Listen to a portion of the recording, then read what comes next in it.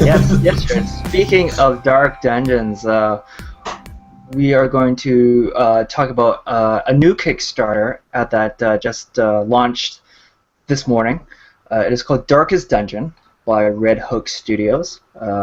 These guys are based out of Vancouver, so it's a bit of a hometown love for me. This Kickstarter is doing pretty well so far. They've already managed to rack up $52,625 out of their $75,000 goal, and that's across 1,474 backers, and they still have a whole month to go.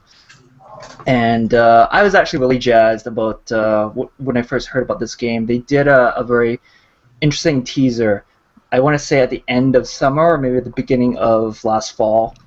And they use that same trailer as their pitch video here, which I think is just fantastic. The concept of the Darkest Dungeon is that it's a dungeon crawler, as you might expect, but you're not playing your typical band of, fearless, invincible sort of like heroes who are just going to be slaying monsters and collecting loot like crazy and just leveling up. And become like demigods, right? You're playing very human people, and the key, I think, gameplay hook here is that you really have to manage your party, all the usual physical things like how they're armed and equipped, but in addition to that, you also have to manage their psychological welfare.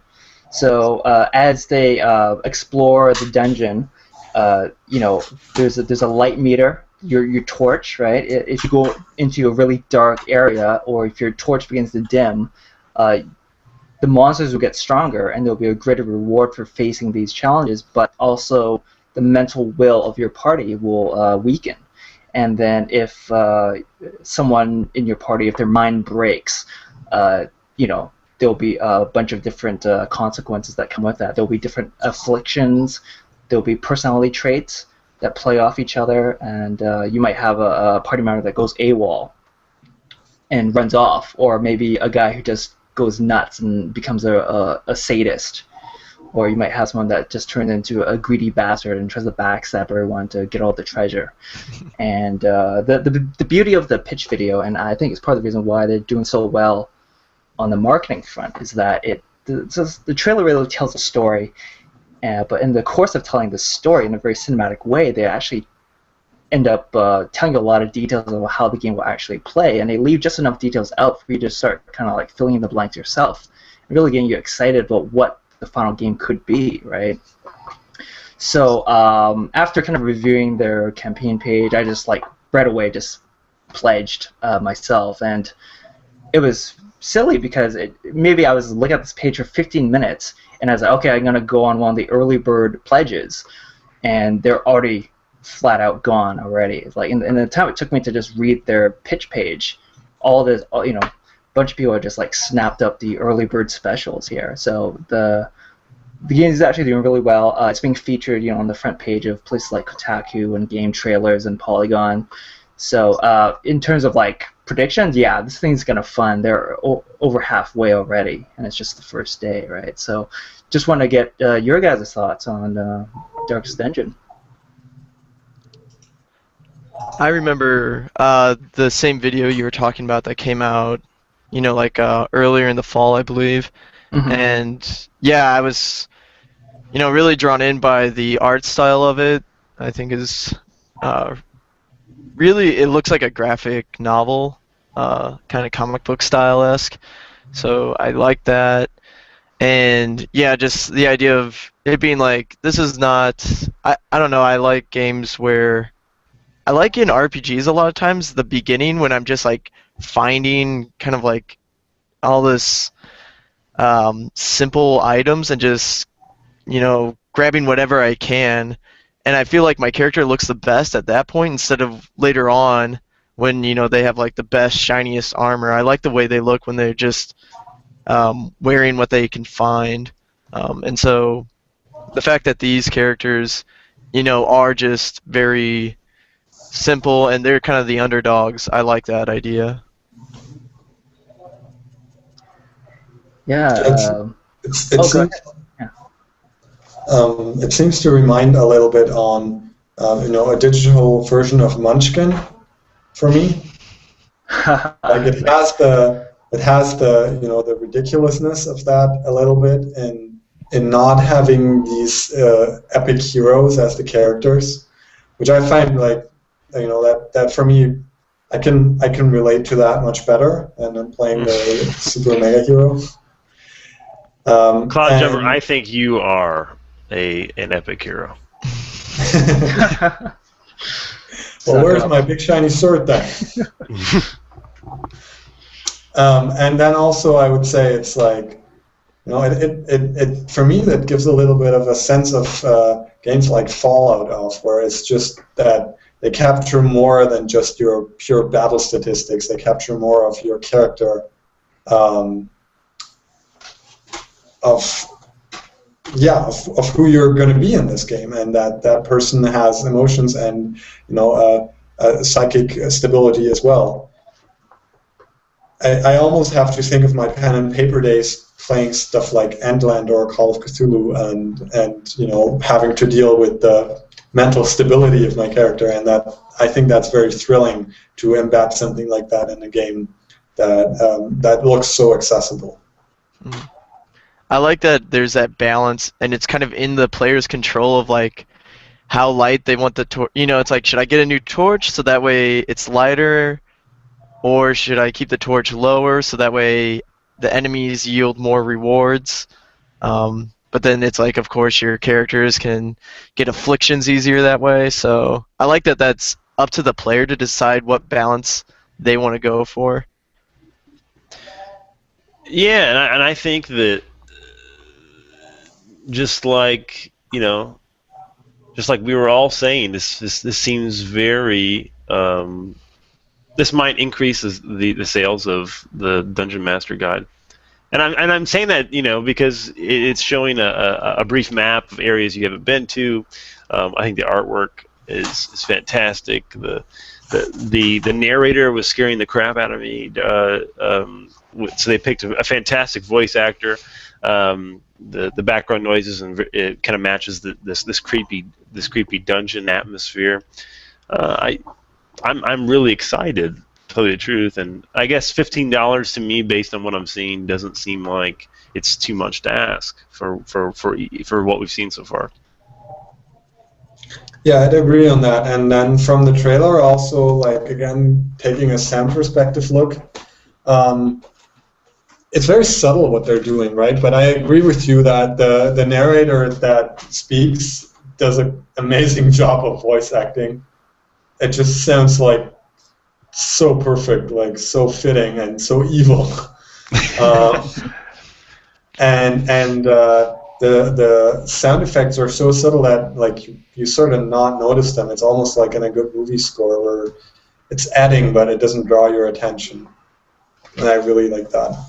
Yeah, just to give credit where it's due, the narrator is Wayne June. He's not some random guy they pulled up from his desk to just speak into a mic. He's a professional vocalist and audio producer, so we can see why it's so well done there. And the composer for the trailer and for the game is Stuart Chatwood, who some of you Canadians might know as the bassist for the Tea Party, as well as a very prolific musician in his own right. So he's part of the team as well. So yeah, it's pretty star-studded. Everyone else who's actually building the game mechanics and the art and the code is got tons of years of experience in the games industry. So there are no newbies on this team, essentially. Yeah, you see some definite talent. Stuart Chadwood, the composer, has done 8 Prince of Persia games, including Sands of Time. So that's fantastic. Cool. Yeah, so the game is targeting Steam. First and foremost, it's going to come out on Mac and Linux, and then, of course, if the game does well and they get the support that they need and the feedback, they'll look at expanding to other platforms, all the usual stuff. And I just want to make a comment about the art. I agree, it looks amazing. It really reminds me of, I don't know if you guys are familiar with Hellboy, the graphic novel Hellboy, and the art of Mike Mignola, I think it's the guy's name. But the really great use of blacks, like the dark ink look, where everything's in shadow, right? I really like that kind of stark black sort of art style. And they show it off in spades for this game. So yeah, it looks great. It looks great. For the, I guess like I'm curious what your guys' opinions are on when in a Kickstarter campaign, if they use like these limited edition tiers for funding, like the pledge $24. And basically, you get the $29 pledge, but you save $5. It seems like that's a good way to kind of, get people putting in money right away. So that way, you kind of get the ball rolling. But then I wonder if, like sometimes I feel like I get a little, I don't know, I'm deterred to go, like to fund it. One of the higher ones when I feel like, oh, I missed out on getting the earlier, cheaper version of it. I don't. What do you guys think about campaigns that kind of have that tactic? I kind of feel, I don't know, I kind of feel like I like to brag about when I get in good on a deal. That's just how psychologically so that if I'm really excited about having spent money that I feel like is going to be worth my while, I will usually spread the word like wildfire. I will tell everybody, hey, this is a great deal. I got in at this price, but there's only a couple more slots at this price left. But it's fantastic whether you get at that price or not. And I think I don't know. It might breed people talking about the Kickstarter in question. I think it's interesting. I wonder who on Kickstarter is, because it's been around since the beginning of Kickstarter, and I wonder who on their team kind of thought of that idea. I think it's pretty neat. And actually, is that available on Indiegogo? I think it's just Kickstarter. Okay. Yeah. Yeah. Yeah, I mean, oh, sorry. Go ahead. I think it's a fair deal to put into your campaign. I personally, but I guess that's really just a style matter. I don't like that too much if I see it, but it's more because, especially like a collector's edition or a special edition, I want to see the physical part of it. Like, if I buy a collector's edition, I buy it because I want the box, I want whatever else it has. Like, as stupid as it might seem, I mean, I bought the Final Fantasy collector's edition because I got a cup and a map out of it and a book, and I think it's called collector's edition or special edition because you get something to collect. And if you get something like that digitally, then if it's just an in-game item or something like that I get, then for me that doesn't have the same value. No, that's a good point. I mean, rewards should be diverse. I mean, there's even a guide. Kickstarter gives you a guide about how they feel as far as marketing is concerned, of how the best things to kind of list and include. And what they don't have, like the first thing on the list is a $1 off item. That's like the number one first thing that Kickstarter asks you to do, is create a bottom barrel item so that you can get at least $1 out of somebody. Yeah, they don't have that. A lot of them do, but yeah, this one doesn't.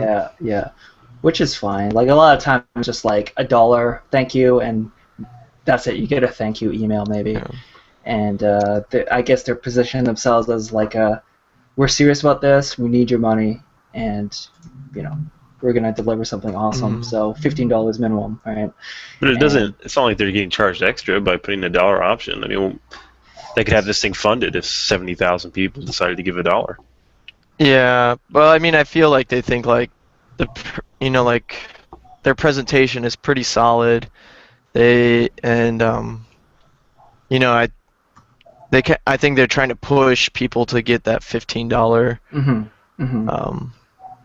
Yeah, on that same Contribution. token, those $15, those 15 backers at $1 are the 15 backers at $15 each you didn't get, right? So I think there's definitely some savvy design behind this campaign. And in regards to like the early bird pledge levels, I think that's just salesmanship. It's just clever marketing, and when done right, it definitely works. Right? I was definitely choked to not save $5 on the tier that I wanted to get in at, which was Seeker, right? Which was $24. Normally, would be $29, right? So the extra $5. Yeah, I still pledged, but I definitely was like, damn it, too slow on the draw. So that stuff does have an impact. So. Yeah, Nice. I guess like as long as you feel like, yeah, $29 for what you're getting, you still feel like you're, getting a good deal. Then I think it works out well. Cloud Jumper, anything you'd like to add on this particular project before we hit up on one of our last ones?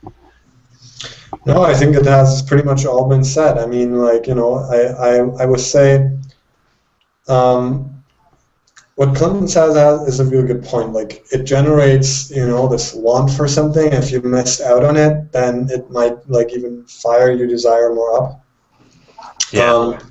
But then again, I can also see it, again, going the other way. It's like, oh, damn, I missed out on the tier that I really wanted to get in, and they have only put so much in of those. Well, okay, then I'm going to go to the lower tier. So I think a tactic like that can end up also actually costing you somebody that would be willing to back more because he's really convinced of your project. Mm-hmm. That's an extremely good point. What about someone who sees that, doesn't want to, and they just say, well, I'll wait till it actually hits Steam? Yeah. Yeah. It's a real fine line. So yeah, I think the big thing is that it does get the ball rolling, and then that, it's like, once you get that going, then it really helps, especially with crowdfunding games on Kickstarter. It's like, once you get like that good initial amount, like more people see that so many other people have already invested in it, and then they're like, okay, cool, I want to invest in it too. Yeah. Well, that's great. If you can deliver a good product, I don't see why you can't, Justin, deliver us the next game on the list.